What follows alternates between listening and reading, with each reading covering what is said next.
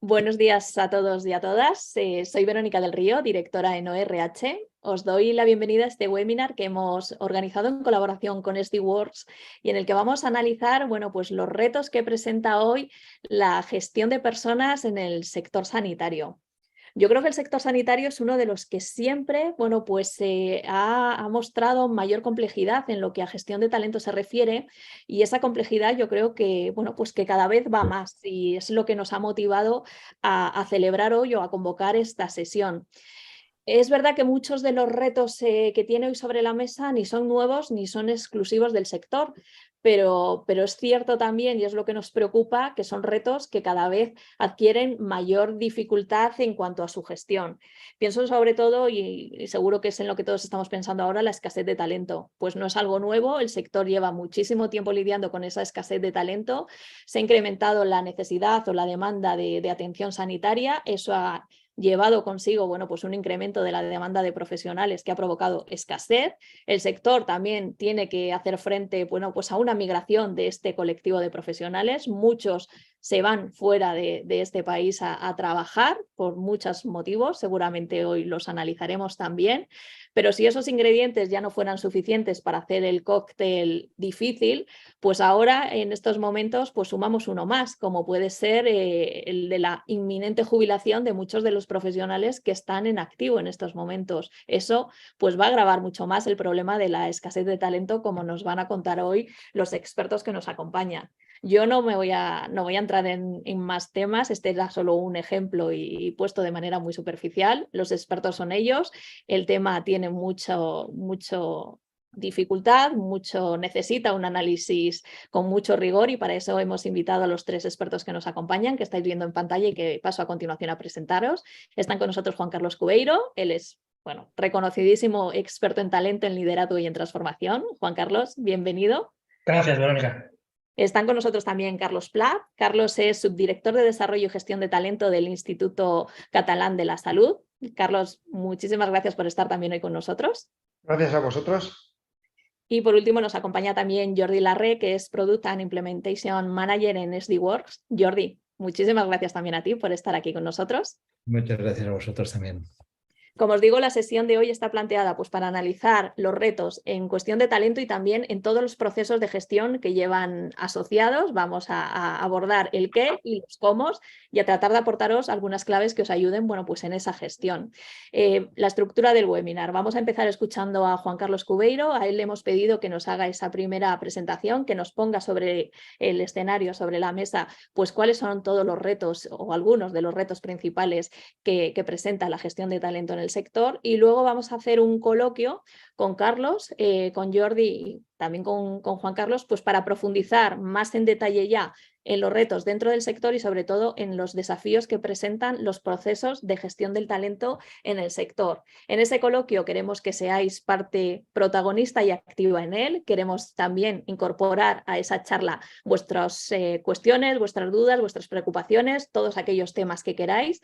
Para ello os invito desde ya a utilizar tanto el apartado de preguntas y respuestas como el chat de la plataforma. Ahí podéis ir dejándonos todos los temas que queréis que los expertos os den su opinión, os compartan su experiencia, preguntas, vuestras reflexiones también. Como os digo, yo voy a estar a lo largo de la sesión muy pendiente de ambos canales e iré trasladando a Juan Carlos, a Carlos y a Jordi todas las cuestiones que queráis plantearlos. Y solo una cosa más para terminar, antes de ceder la palabra a Juan Carlos. La sesión de hoy está siendo grabada y en próximos días vais a recibir por correo electrónico el vídeo íntegro de la sesión. También en Observatorio haremos una noticia, un pequeño resumen de aquellos aspectos que sean, que tratemos en esta sesión para facilitaros también, la consulta. Y ahora sí, sin más dilación, yo no quiero robar más tiempo, que tenemos un tema de mucha enjundia para analizar, tres grandísimos expertos con muchísima experiencia en el sector que nos van a ayudar a descifrar todas las claves. Y Juan Carlos, te cedo la palabra. Si quieres, Carlos, por favor, compartir su presentación. Muchas gracias, Verónica. Bueno, yo lo voy a hacer en apenas 10 minutos porque, como muy bien decías, Verónica, lo importante es el debate que podamos tener. Simplemente daros las gracias tanto a SD-Works como a Observatorio de Recursos Humanos por hacer este webinar posible. Y, Carlos, si te parece, pasamos a la siguiente presentándome muy rápidamente. Pues básicamente llevo 5 cosas que empiezan por co, para acordarme. Soy coach desde hace 26 años, coach ejecutivo, aunque no se puede decir de quién, pero en distintos sectores. Por ejemplo, acabo de pedir prólogos en libros que publico, al consejero delegado actual del Banco Sabadell, a la presidenta de APB, a Rosa García, a otros ejecutivos, directivos en los que hacemos coaching estratégico. Soy consultor de transformación desde el año 87, por tanto 36 años, consejero en estos momentos, por ejemplo, de Human Age en todos los temas ESG, medioambientales, sociales y de buen gobierno, conferenciante, y colaboro con ORH desde hace años con cuadernos de pedagogía, y desde el punto de vista de comprometido con la educación, pues doy clase en 4 escuelas de negocios que veis ahí, en Deusto desde finales del siglo pasado, EAE, SIC y Galicia Business School. Sí, vamos a la siguiente, Carlos, por favor.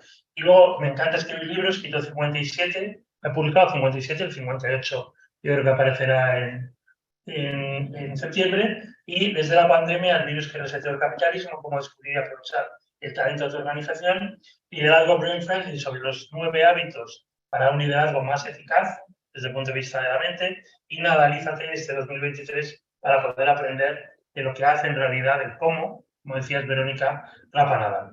Y simplemente antes de entrar en estos 4 bloques, vamos a la siguiente, Carlos, por favor.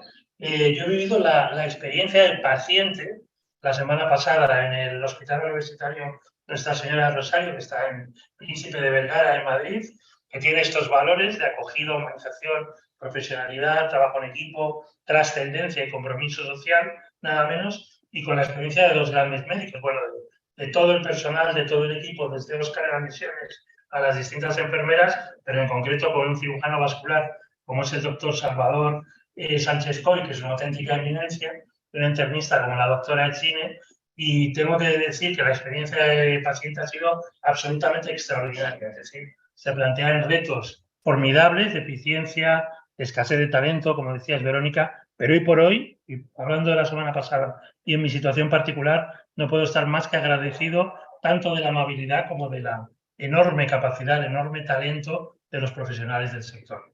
Bueno, vamos, gracias Carlos, a los distintos bloques, teniendo en cuenta, como dice la responsable del Pacto Mundial de Naciones Unidas, que hay que ser muy corto de miras, no tener suficiente perspectiva para darnos cuenta que en el sector, como en el conjunto de las empresas, el modelo está agotado.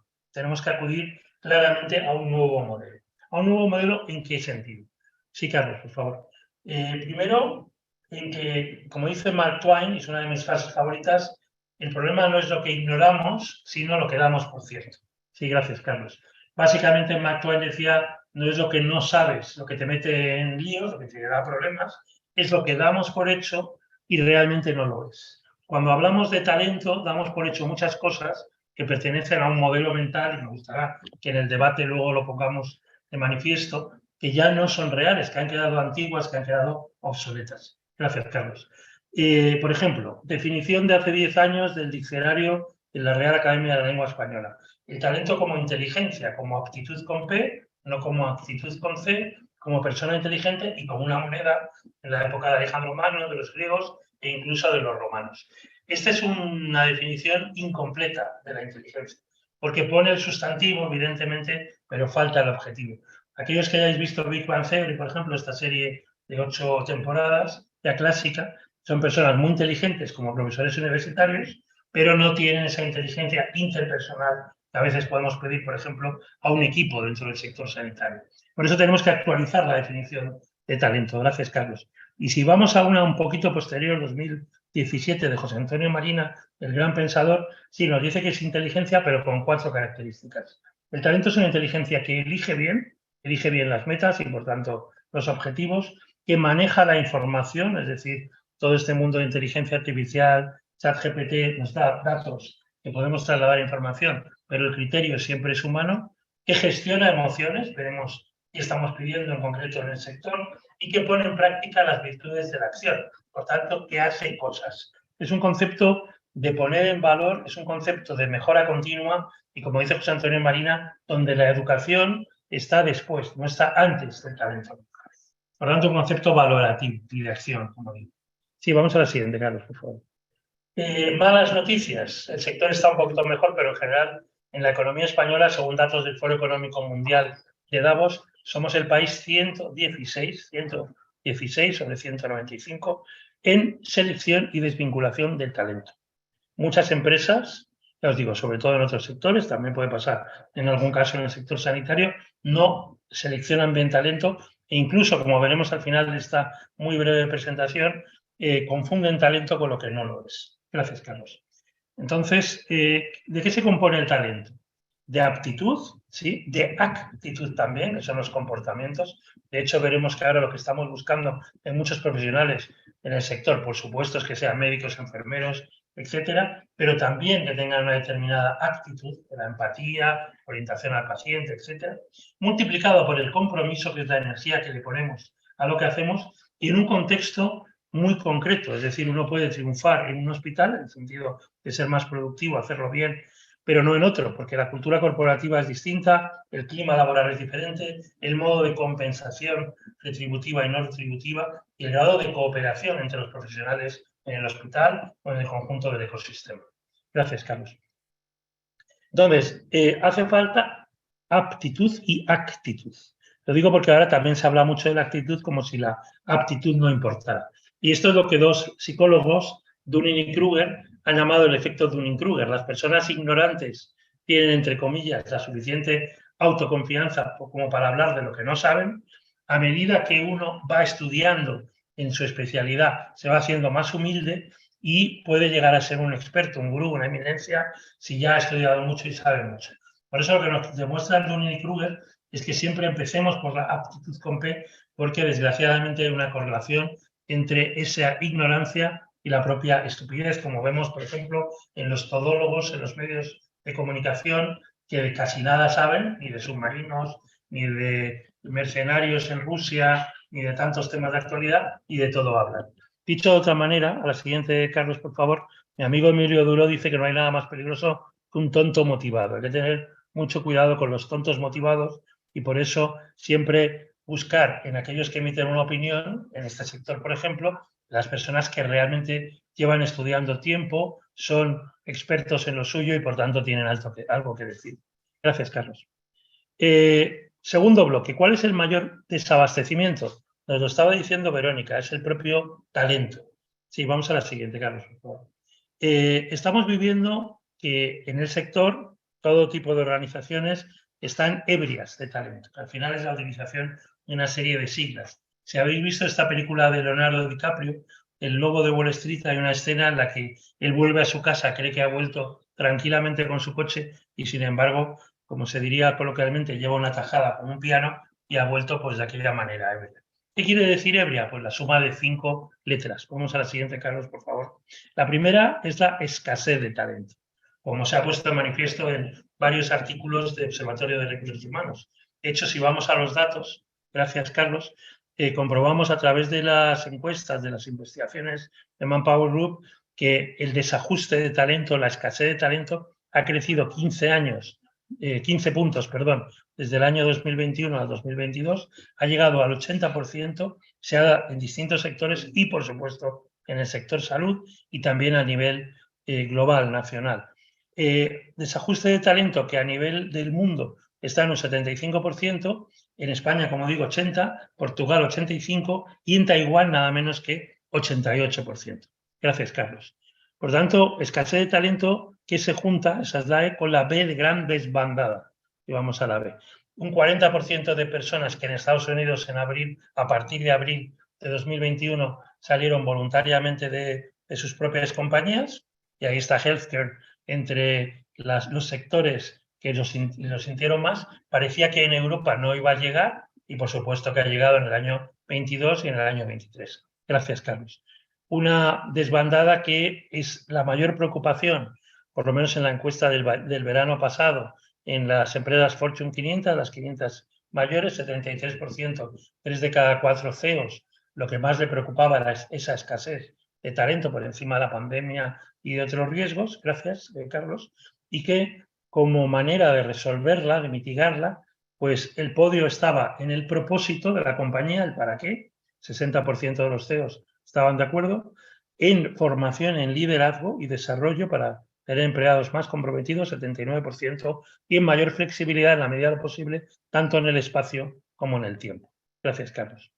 Es muy interesante ver, tendrá que ver con el cuarto bloque, por qué creen los directivos de las empresas que se van los profesionales y por qué realmente se van. Este es un estudio reciente de McKinsey.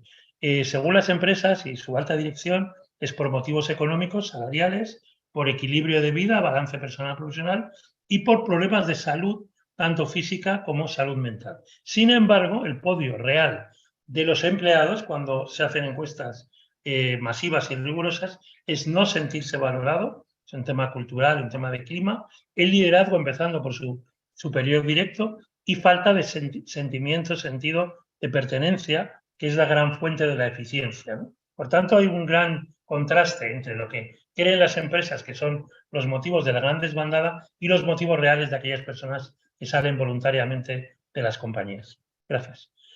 Carlos. La R, renuncia silenciosa. Hay una experta que dice que, lógicamente, deberíamos hacer cosas como tener expectativas realistas, flexibilidad de verdad, una cultura corporativa de liderazgo consciente, bienestar físico-mental, es decir, sentido común, para evitar que personas que no abandonan la organización, pero cuidado, porque bajan mucho en su nivel de compromiso. Esta sería la R de renuncia silenciosa, quiet quitting en inglés. Y vamos a la I. Gracias, Carlos, que es el inmovilismo. Todas las organizaciones, claramente en el sector sanitario, estáis en procesos de transformación cultural y lo que vemos muchas veces es la gran resistencia, como decía Lampedusa en El gato pardo, para que todo siga como está, parecer que todo cambia, ¿no? Pero en realidad no está cambiando. Esa sería la I latina y ya vamos a la A, que es niveles de absentismo, gracias Carlos, que están en récord. Han aumentado desde la pandemia un 46%, tiene un coste muy considerable, niveles de absentismo mayores en el sector servicios, mayores en el norte del país, curiosamente, y entonces, como digo, que están en niveles récords y son muy preocupantes. Escasez de talento, gran desbandada, renuncia, inmovilismo en la transformación cultural y gran absentismo. Gracias, Carlos. ¿Qué ocurre? Volvemos a José Antonio Marina, que si una organización en este sector no crece, no avanza, no aprende a la velocidad del entorno, no va a sobrevivir. Y la única manera que triunfe, por eso la tecnología y el aprendizaje son tan importantes, es que progrese a más velocidad que el propio entorno. Se ha puesto a prueba en estos últimos años, evidentemente, ha demostrado muchas fortalezas, pero está sometido a retos absolutamente formidables. Gracias, Carlos.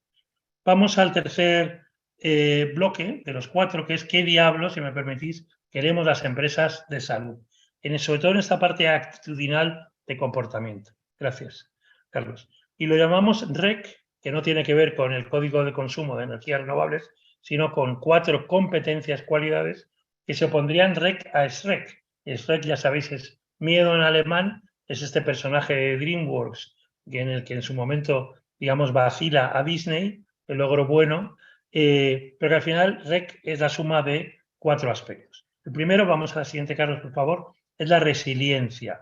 Resiliencia, como dice Diego Fusaro, el pensador italiano, resiliencia activa, resiliencia positiva, no mera aceptación.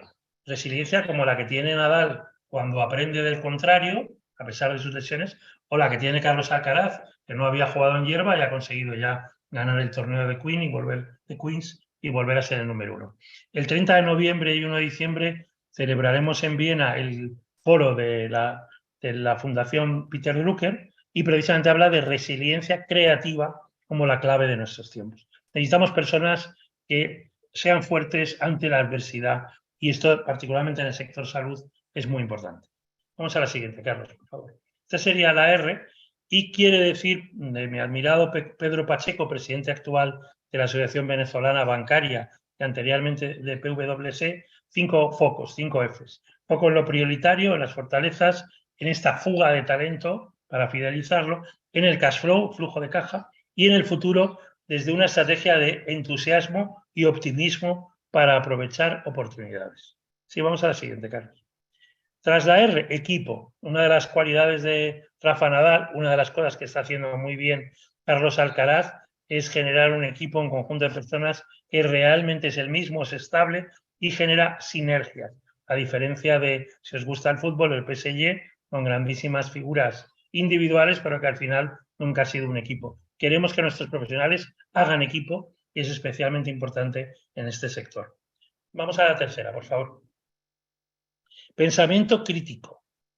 Decir las cosas adecuadamente, pero siempre cuáles son las fortalezas y dónde estarían las oportunidades de mejora. O como en algún libro reciente que recomiendo, hay que pensar como un científico espacial, qué está saliendo bien, dónde están los riesgos y cómo cuidamos, mitigamos, reducimos este riesgo. Resiliencia, equipo, crítico, pensamiento crítico. Gracias. Vamos a la siguiente. Y finalmente el compromiso, que vendría a actualizar esta famosa frase de John Fitzgerald Kennedy, no preguntar lo que los demás, tu país, tu organización, pueden hacer por ti, sino lo que tú puedes hacer por ellos, ¿no? por el sector o por tu empresa. Gracias. Compromiso es la energía que le ponemos a lo que hacemos y los datos recientes que nos ofrece Gallup es que solo un 15% de profesionales en el mundo tienen un alto nivel de compromiso, en la Unión Europea un 11% y en España un 6%. Y estamos en el sector sanitario muy vocacional, evidentemente, a la hora de estudiar, a la hora de la profesión, pero que se tiene que trasladar en mayores niveles de compromiso. 70% del compromiso es el compromiso que tú ves que te contagia la dirección, tu propia jefa o jefe directo. Gracias, Carlos. Y vamos a la cuarta y última, muy reciente.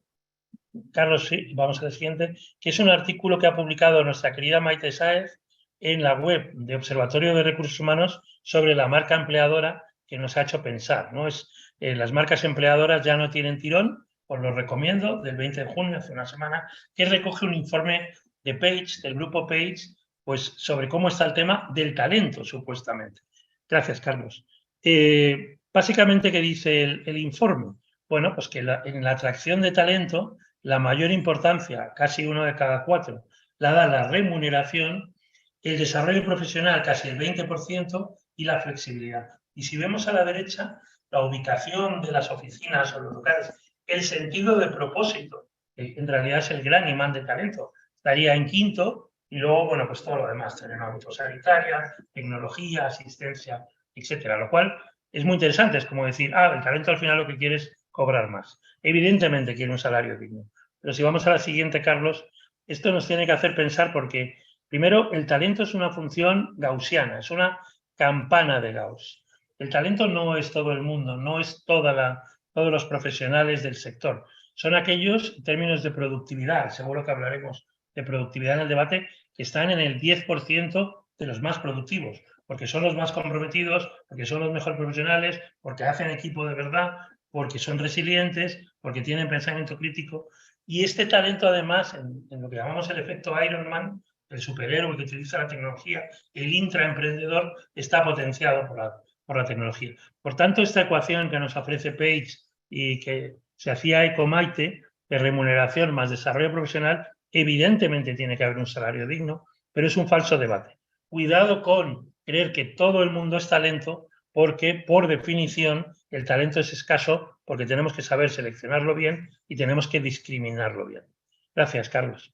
Entonces, simplemente, ¿qué quiere el talento? Evidentemente, salario digno como señal de respeto, y muchos profesionales se nos pueden ir a otros países, en principio creyendo que cobran más, aunque en un ritmo de vida también más alto.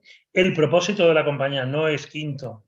En el auténtico talento, el 10% de los mejores es el imán, por supuesto, el para qué que hacemos en este proyecto, en este sector, en esta empresa. Un proyecto ilusionante, una compensación integral. Para mí no existe salario emocional, existe salario de retribución y existen componentes emocionales no retributivos, que son compensación, pero no son salario. Aprendizaje de verdad, el talento, como decía un experto del Silicon Valley el domingo pasado, antes de ayer, en El País Negocios, hoy el día el talento es más leal al aprendizaje que a las organizaciones.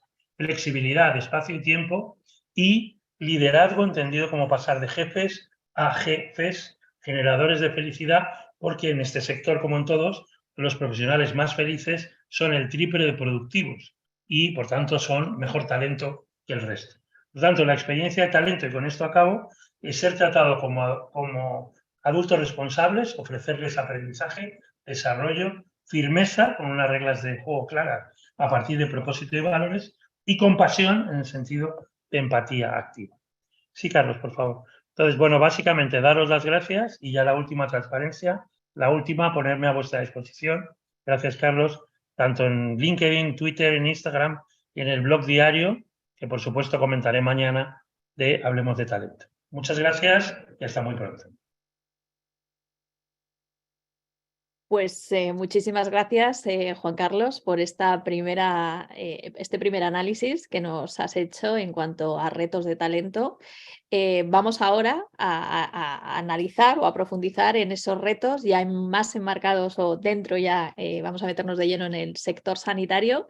Invitamos a sumarse a este coloquio a Carlos y a Jordi, y para arrancarlo y después de escuchar a Juan Carlos, yo os quería pedir un poco desde vuestra experiencia y desde vuestra opinión, cuáles son para vosotros los retos en esta materia de gestión de personas que tiene el sector sanitario. Cuando estábamos preparando esta sesión, en estas reuniones iniciales que hemos mantenido previas, Carlos, tú nos hablabas de tormenta perfecta. Yo me he quedado con ese concepto y me gustaría que lo compartieras con la audiencia y que nos desarrollaras por qué dices que el sector está viviendo una tormenta perfecta. Hola, de acuerdo, sí. Y más escuchando la magnífica exposición de Juan Carlos. Hablábamos efectivamente de tormenta perfecta porque se dan, yo os decía el otro día en la conversación 3, pero creo que hay un cuarto y muy importante, ¿no? Yo os decía la falta de recursos, efectivamente. Se jubilan muchos profesionales, cuesta que entren de nuevos, y además profesionales que trabajaban más horas. No es lo mismo lo que puede trabajar un profesor sanitario con 60 años, con 50 y pico de años, que profesionales que entran ahora que tienen, y es muy lícito, otras necesidades, otras perspectivas, y acostumbran a trabajar un poco menos de tiempo.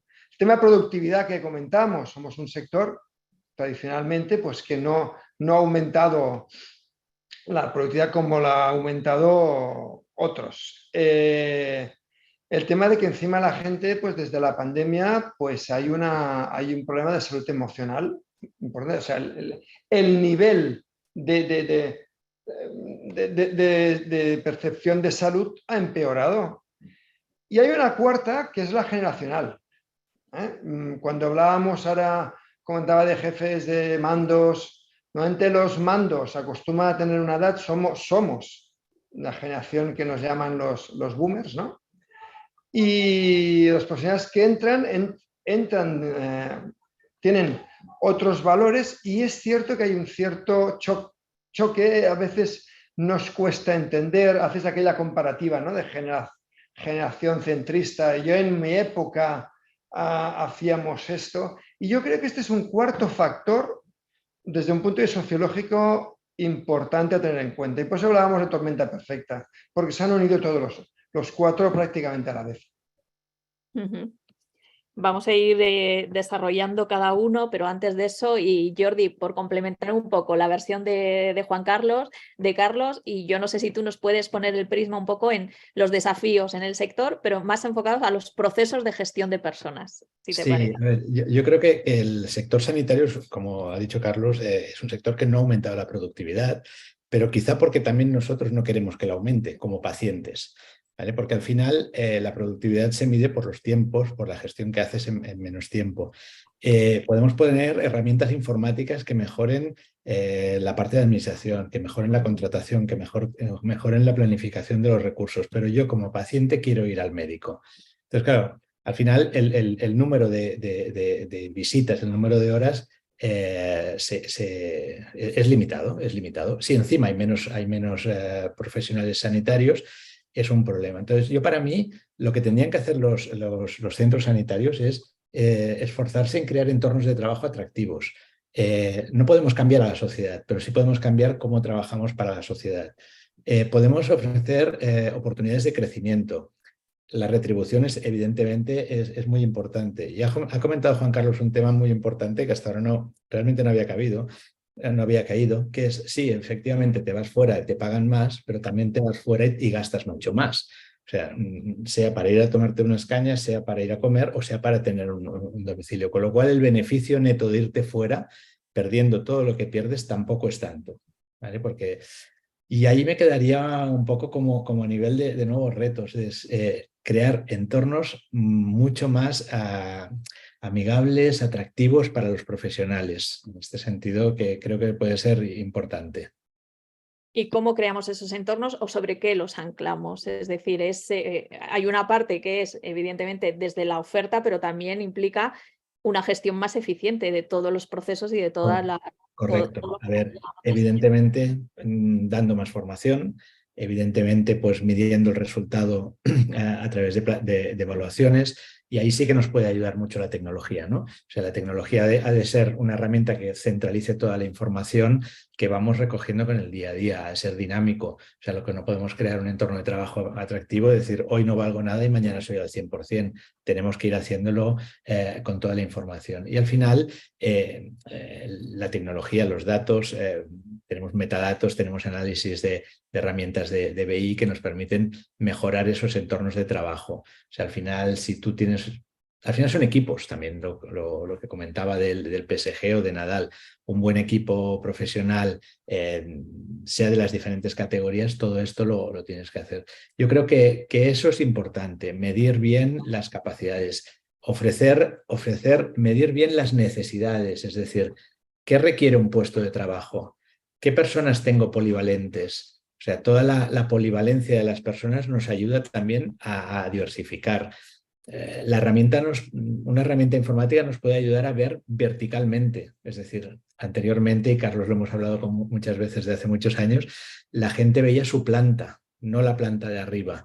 Entonces, claro, las herramientas nos pueden ayudar a liberar recursos cuando están ociosos o ubicarlos en otros sitios, porque la polivalencia de esas personas nos permite mover. Todo eso es lo que permitiría la tecnología al sector sanitario. Se ha abierto un tema que luego vamos a desarrollar, porque claro, la tecnología en este sector, yo desde fuera tengo la sensación de que no ha sido nunca un sector puntero en la adopción de la tecnología. Creo que lleva cierto retraso. Es verdad que es impensable pensar hoy en cualquier proceso de gestión de personas sin apoyarse en tecnología, pero yo creo que ahí hay muchos retos y vamos a entrar en ellos. Pero antes de eso, y por seguir un poco en el tema de la atracción de talento, porque claro, hablamos, hay que hacer los entornos más atractivos. Es verdad. Carlos planteaba todo el desafío generacional. Tenemos que atraer a esas nuevas generaciones que tienen otros principios, tenemos que incorporar en la ecuación de gestión de talento variables que en este sector yo creo que bueno, pues, o no han estado muy presentes o directamente nunca las hemos contemplado, como puede ser el tema de la conciliación. Pero claro, ¿cómo hacemos? ¿Cómo transformamos las organizaciones, Juan Carlos? Carlos, ¿cómo hacemos ese salto, vamos, de trampolín? Para convertir estos entornos realmente en atractivos para ese talento que quiere cosas radicalmente diferentes hasta lo que ahora se ha ofrecido. ¿Qué podemos hacer?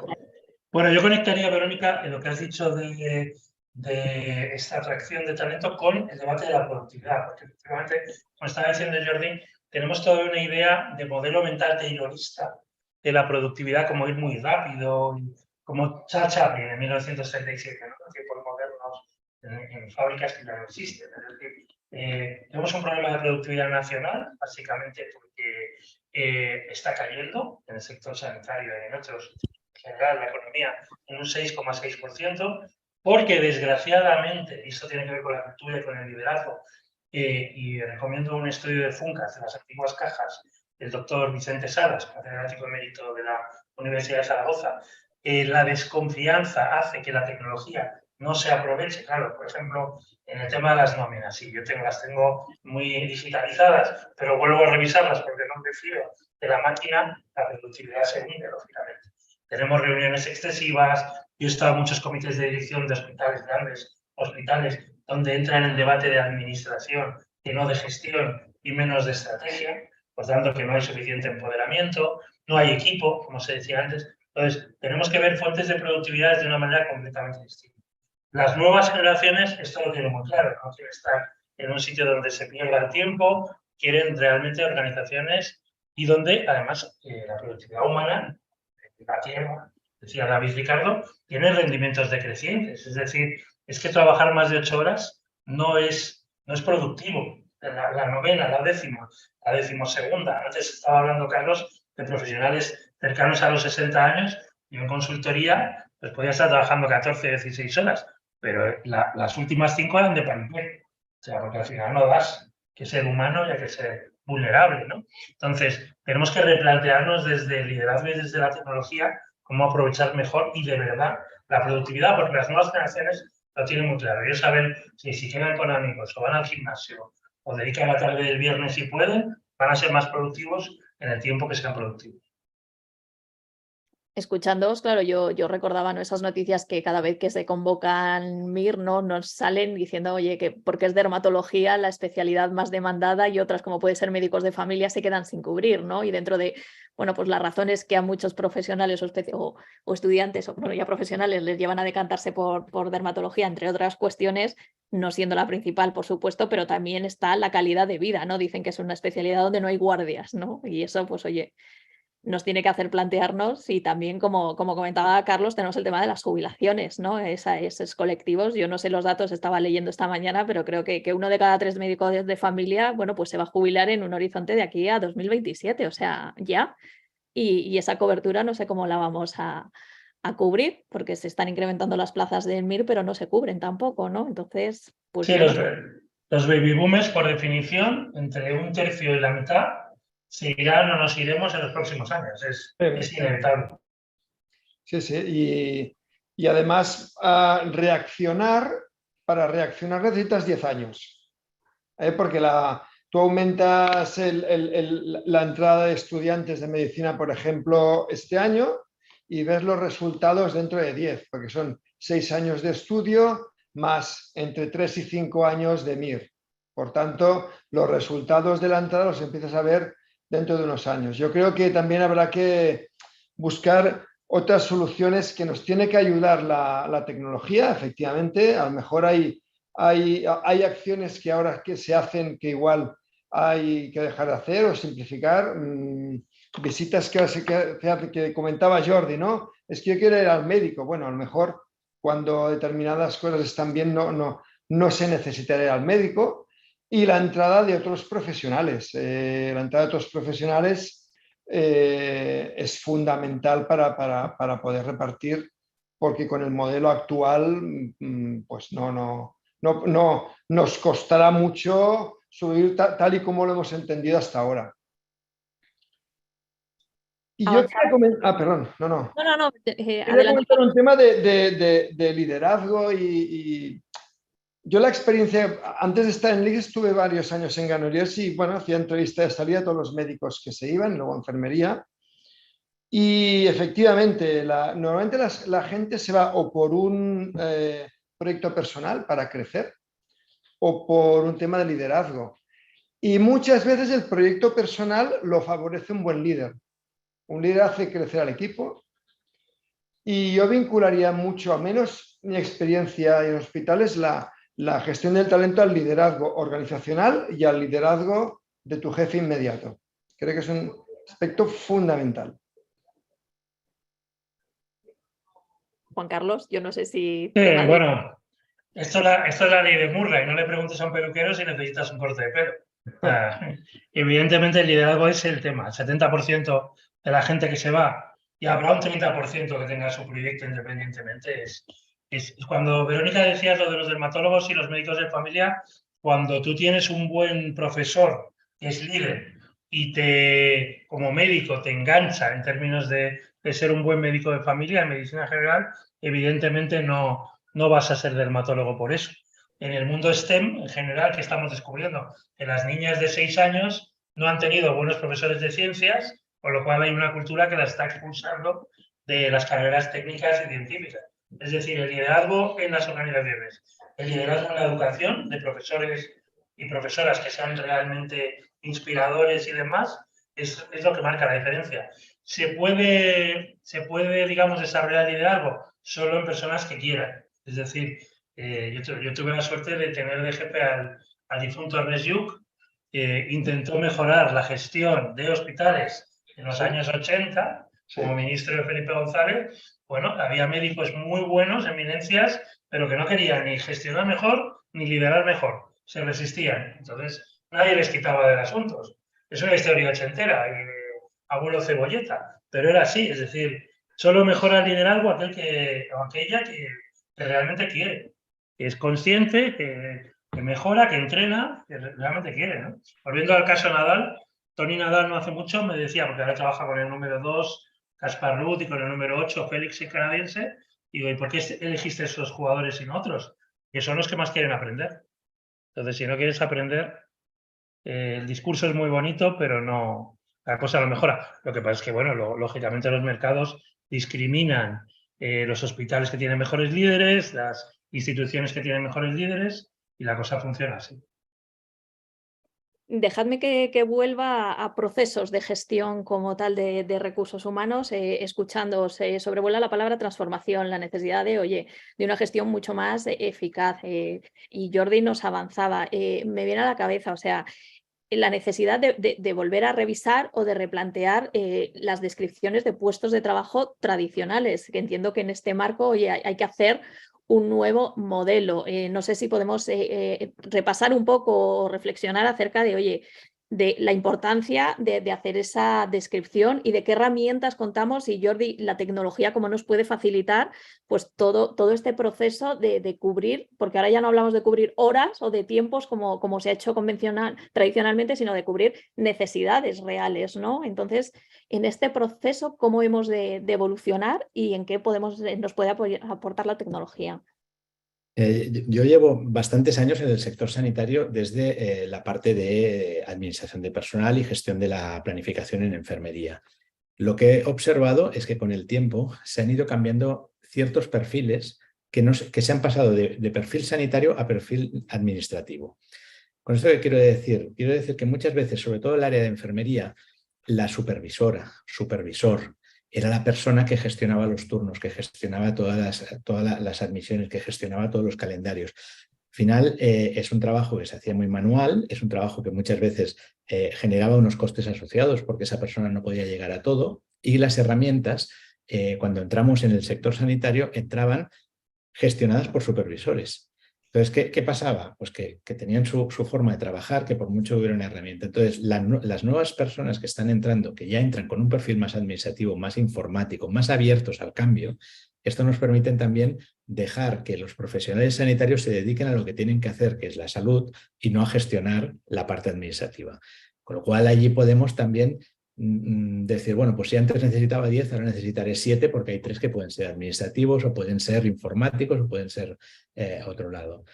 Por otro lado, como comentabas, Verónica, el tema de la descripción de puestos. Evidentemente, los puestos cambian con el tiempo. O sea, tú puedes hablar de un médico de cabecera de hace 10 años o de hoy. Si hoy no sabe utilizar una tableta o una videoconferencia, un médico de cabecera se debe poner al día.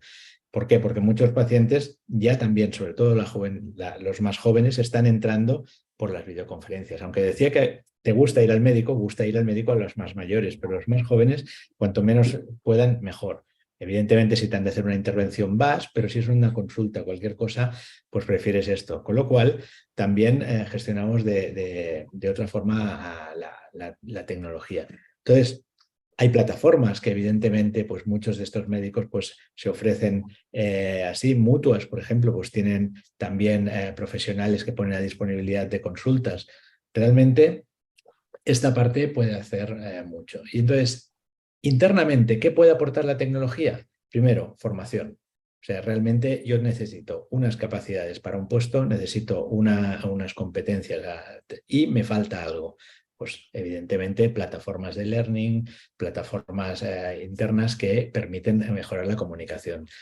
También esto nos reduce el número de horas que tienes que atender a una formación y disminuye el número de horas que estás presencialmente. Después, toda la evolución, digamos, una parte muy importante que oí también, la distribución homogénea de los turnos. O sea, no es mi amigo el que viene todos los domingos, sino que es la herramienta la que lo gestiona. Eso también hace calmar mucho la información. Y después también con un profesional estuve hablando mucho de la parte de nóminas. O sea, el dar muy buena información en el recibo de salario o a través de los portales de empleado. O sea, si el trabajador tiene claro qué ha cobrado y que no le falta nada, evidentemente no irá a recursos humanos a preguntar. ese tiempo es un absentismo no controlado, porque realmente está trabajando, pero es un absentismo interno muy importante. Entonces ahí yo creo que es una cosa muy importante, que es dar la máxima visibilidad al empleado de su remuneración. Ya no hablemos de salario fijo, hablemos de variables, de guardias, de pluses. Esta parte es muy importante. Y evidentemente, pues todo lo que serían plataformas en línea, o sea, comunicación entre ellos. A veces tiene un profesional una duda en algo, pues poder con otro colega de otro centro. O sea, la interconexión de centros, que eso también nos lo está ofreciendo, sobre todo Carlos lo puede hablar más por el modelo que gestiona de diferentes hospitales, que evidentemente la interconexión entre ellos es muy importante, porque al final te falta un recurso y puedes hacer una convocatoria con otros de otros centros, y eso es importante y la tecnología nos puede ayudar, ya no tanto en la gestión de personas, sino en ese recurso que no tienes, cómo usarlo en un momento determinado. Quiero escuchar la opinión de Carlos desde dentro del sector sobre la adopción de la tecnología, desde cómo lo vivís los profesionales que tenéis que gestionar, cómo veis la tecnología, pero permitidme, por lo que estás diciendo, Jordi, que introduzca pues un comentario que nos hace David, uno de los asistentes, y nos dice que en los equipos de gestión administrativa, por ejemplo, nos estamos encontrando con generaciones menos preparadas en tecnologías que podemos decir clásicas, pero claro, con un buen dominio de canales de comunicación muy dinámicos y evidentemente todo lo digital, por decirlo así, ¿no? Que cómo podemos compatibilizar las dos visiones de trabajo, esa visión más clásica con la moderna, y encontrar o facilitar esos espacios de colaboración efectiva, ¿no? Que yo creo que ese es el gran reto en la gestión de personas, si tenemos que quedarnos con uno, ¿no?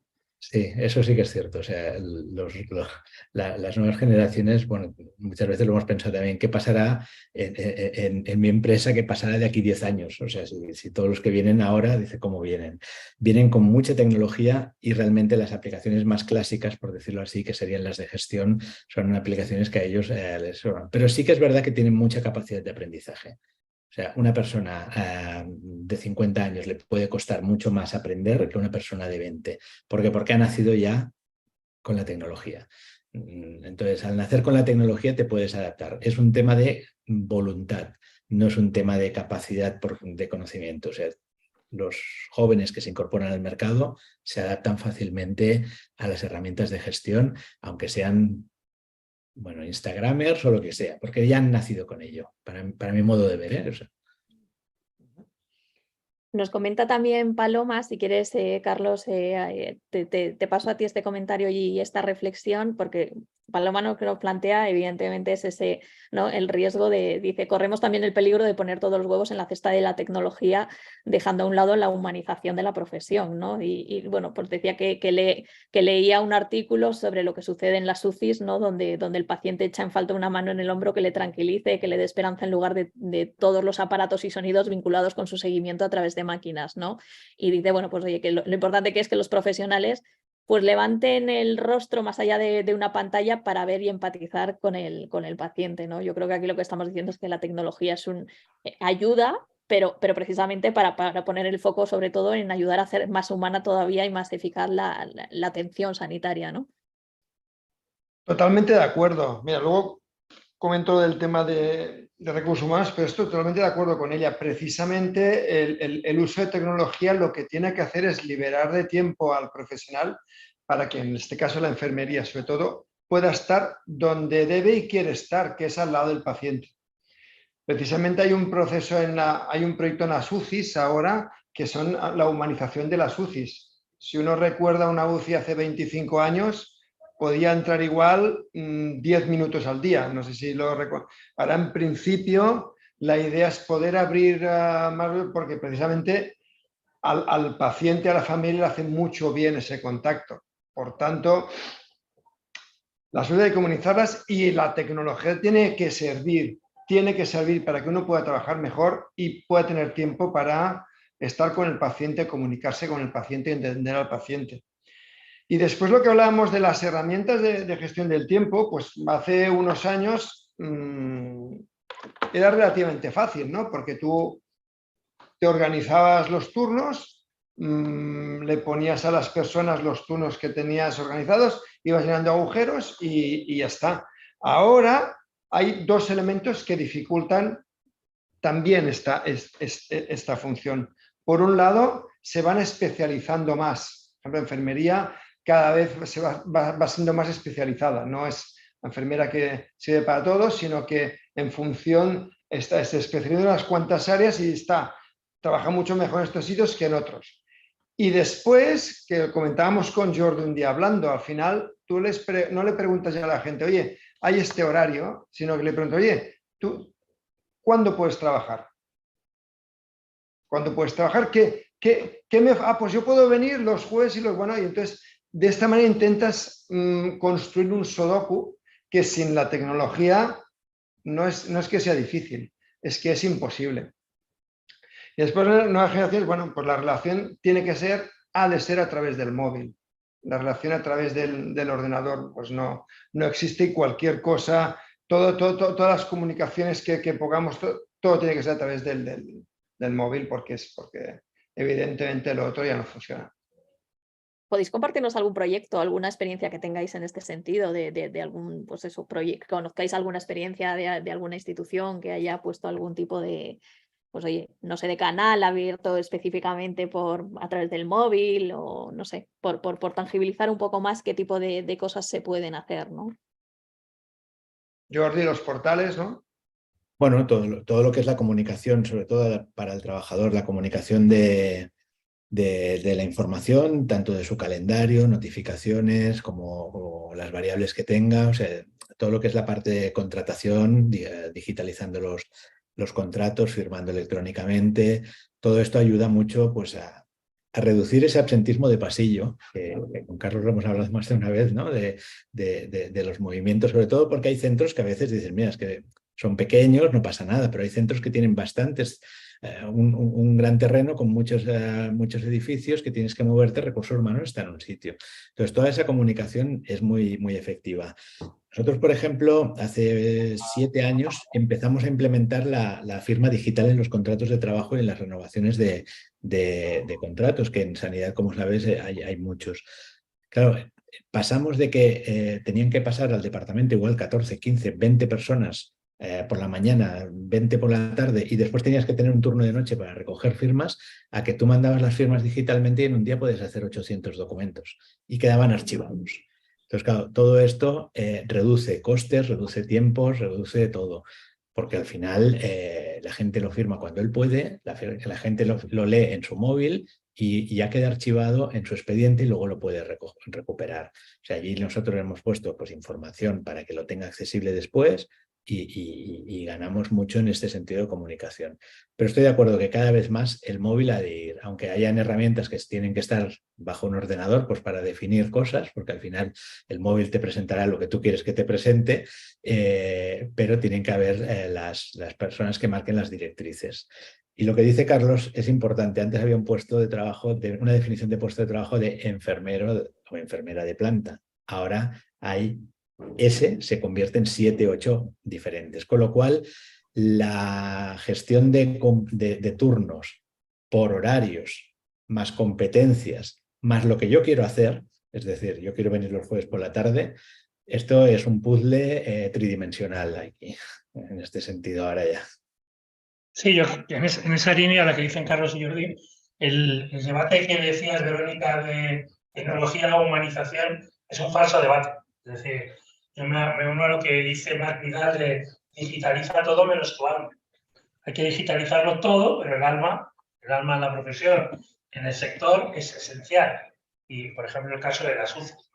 Nosotros hacíamos descripciones de puestos, también historias de los 90, con Hey Group, que ya no existe, es parte de Colferry, y no tiene nada que ver la definición de una responsabilidad hoy en día con la complejidad, que no tiene 3 dimensiones, como en la época de Edward Hay, sino muchísimas más, con lo que podemos hacer ahora. Es decir, la tecnología nos permite muchísimas cosas. Lo que pasa es que, tú estabas poniendo el ejemplo, cuando una enfermera o un médico está mirando la pantalla y no mira al paciente, pues eso no es la amabilidad y la vocación que esperamos en absoluto. Entonces, tenemos que combinar las dos cosas. Y al hilo de eso, yo diría 2 cosas. Primero, personas de más de 50 años tienen que acostumbrarse a tecnologías amigables, porque toda la tecnología que funciona es friendly, por definición. Y luego la diversidad intergeneracional. Se habla mucho de diversidad e inclusión de género, o en otros países de etnias, pero la intergeneracional es muy importante. Es decir, estos jóvenes centennials y millennials se llevan probablemente mejor que nunca con sus padres, claramente se llevan mejor que nunca con sus abuelos. Por tanto, en las organizaciones tengamos profesionales de 4 o 5 generaciones distintas, pero cada uno tiene que aportar lo que tiene que aportar. Y para terminar, y volvemos al mundo del deporte, no sé si Jordi y Carlos son del Barça, pero alguno lo será, según sonría o no. A mí me gusta el ejemplo de Pep Guardiola, en estos momentos campeón de la Champions con el City, tiene 55 analistas de datos, pero las alineaciones no las pone ningún analista de datos, las pone él, con su equipo directo de entrenadores. Es decir, tú aprovechas toda esa información y desde tu oficio dices, oye, pues yo creo que al paciente le vendrá mejor esto, le vendrá lo otro. Porque hay como un miedo a una especie de distopía, hablo Black Mirror, de que ChatGPT y todo esto va a decidir por el médico o por la enfermera. Eso no va a ocurrir en los próximos 20 años. Y si no, me corregís, que vosotros sois los expertos, pero te va a dar mucha más información, te va a acercar, pero no... Efectivamente. Nos quedan unos pocos minutitos. Os abro otro tema en relación a la escasez de talento que también yo creo que surgió en las sesiones previas que tuvimos, pero que nos lo plantea Antonio José García y nos dice, él habla de que en el sector de mutuas que están tratando de resolver la falta de talento en el sector, pues reclutando profesionales en Latinoamérica, gestionando visados de trabajo, pero claro, que se encuentran con los problemas de homologación de especialidades y el tiempo que eso conlleva también dificulta mucho. Entonces, como esta es verdad que es una vía, ¿no? La escasez de talento, traerle de fuera, pero ahí tenemos también muchos problemas todavía, muchas trabas, ¿no, Carlos? Muchas, sí, porque, bueno, cada país, como cada país y cada profesión tiene unos estudios diferentes que se tienen que homologar, pero es cierto que difícilmente, por mi experiencia, de empezar menos de 2 años es difícil. Menos de 2 años es difícil de que uno que empieza a hacer todo el proceso de homologación lo tenga aprobado. Y luego, claro, encima la especialidad, que es... Entonces sí, esta es una vía que es lenta,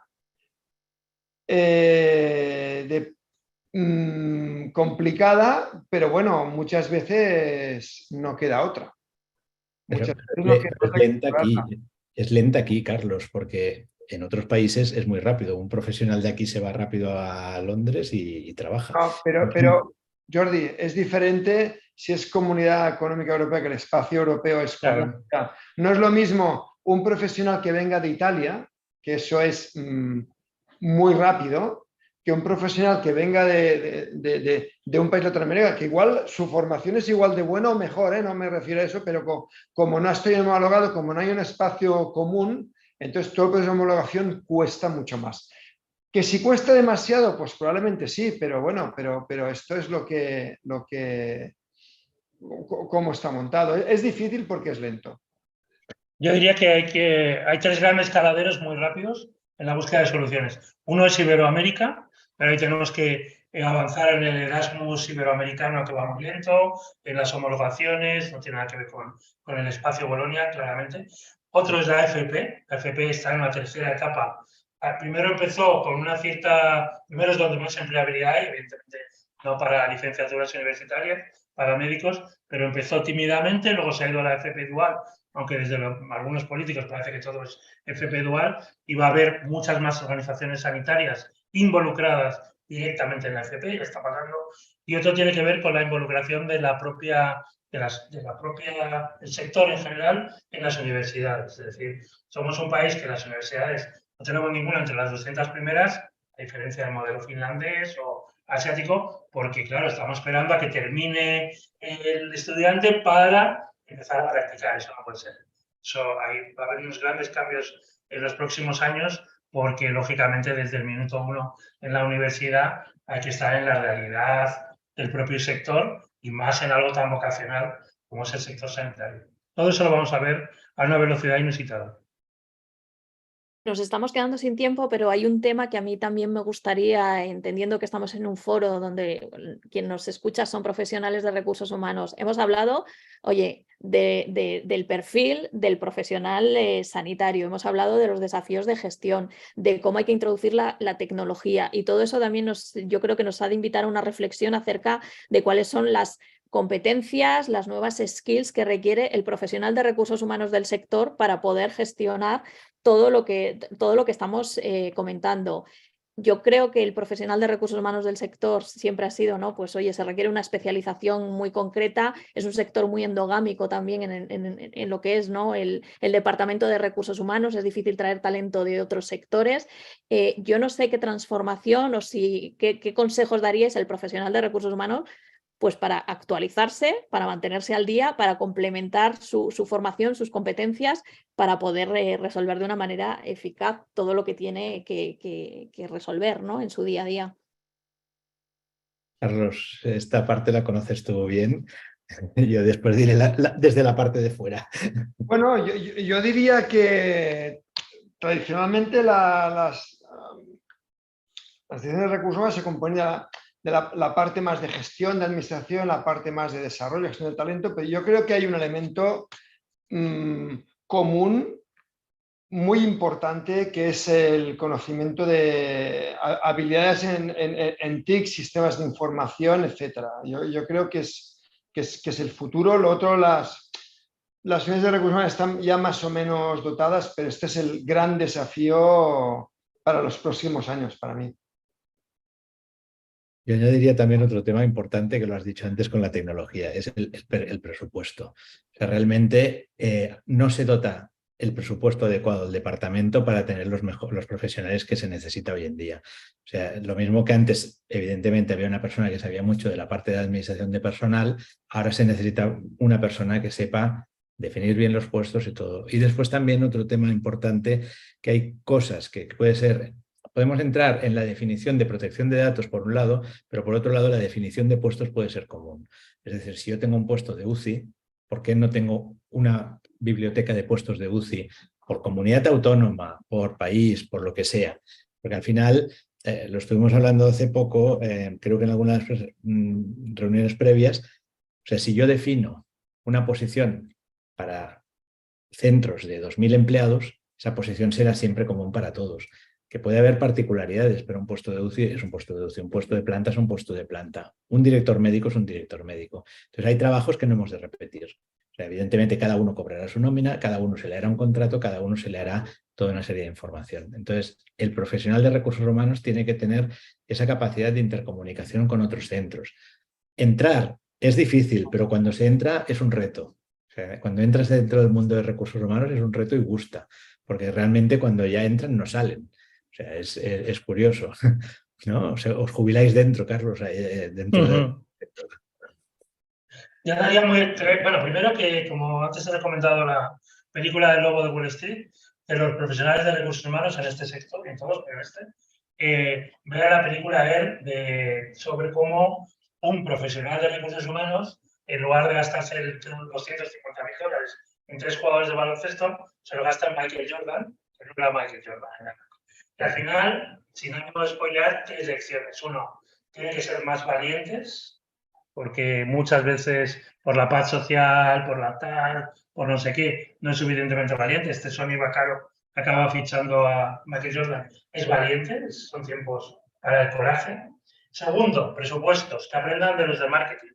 Los de marketing tienen más presupuesto que los de recursos humanos porque no se les ocurre hacer bricolaje, no se les ocurre hacer anuncios ellos mismos. ¿No? Y entonces, por ejemplo, las nóminas que hablamos antes, la selección, hay que dárselo a profesionales externos. Son mucho más eficientes y funcionan mucho mejor. Hay demasiado profesional de recursos humanos haciendo bricolaje y eso le quita presupuesto.